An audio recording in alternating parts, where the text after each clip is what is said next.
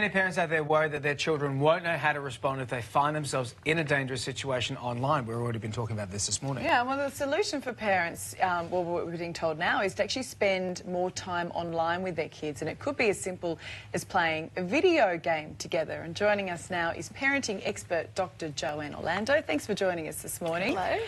So I found this kind of funny because, you know, we've said a couple of times now, quite often on the show, like how terrible a game like Fortnite is and how we should try and ban kids. But this is sort of suggesting don't ban them, join them. No, I think it's great advice. I think it should be every parent's go-to strategy first up. So about 70% of parents are really worried that their child isn't going to be able to handle any dangerous situation. But if you haven't been online to play the game, you're not really clear on what those dangerous situations are. So we can read the headlines as parents, we can watch TV segments, but unless you know the game that your child is actually playing and where those potential dangers can arise, it's hard to actually educate them about it. And I don't want to criticise the hand that feeds me here, but the media loves to blow things like Fortnite and stuff up and say it's scary, your kids are in trouble, we'll find the worst kid possible and make an example of them. However, as a former gamer, I've had great fun gaming online. I did it before there was too much online interaction, but I've also had great fun playing online too.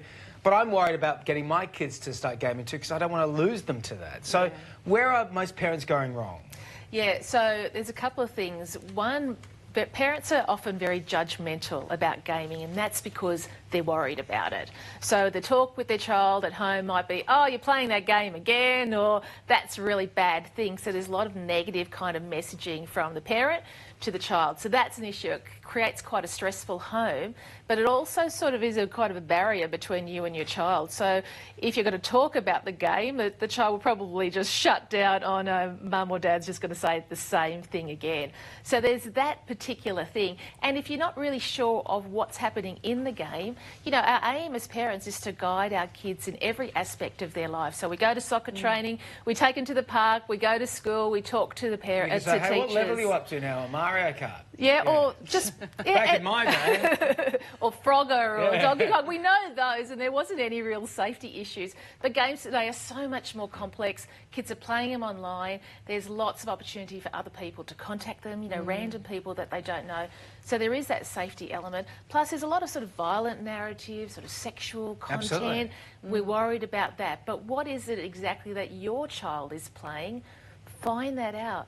Play with them, then you can point out the potential dangers for them in that game. Also, I think if you're playing with your child, they're going to be less inclined to sit on the video game, I reckon. Oh, no, I might just go play outside, Dad. Yeah. This is actually a great tactic, isn't it? Psychology, That's right. You play as often as you want, but Mama's going to be sitting right beside So you go, hello, I'm on with someone on Fortnite. Hello, this is Hayden's mother. So just sort of explain to me, if you're sitting next to your kid and you're playing video games, like what kind of things are you pointing out or that you're explaining to them that are potential dangers? Okay, so it depends on what age your child is, but say they're a primary school age child.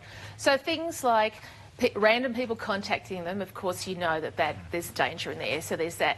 Pop-up ads, they happen a lot in games. For most primary school kids, the new game they want to buy is from that pop-up ad. Yeah. So it's about like critical literacy, we call it, helping them to understand why that ad has been placed there. And you might even click on the link to it, follow it, and start to explain it. Okay, well, that's just there to, you know, to entice you, to buy something. Now we have malware on our computer, honey, so thank you for clicking on that. Joanne, we do have to go, but it's a really interesting way of looking at this problem that a lot of parents out there are feeling. So thanks for coming in. Yeah, no problems.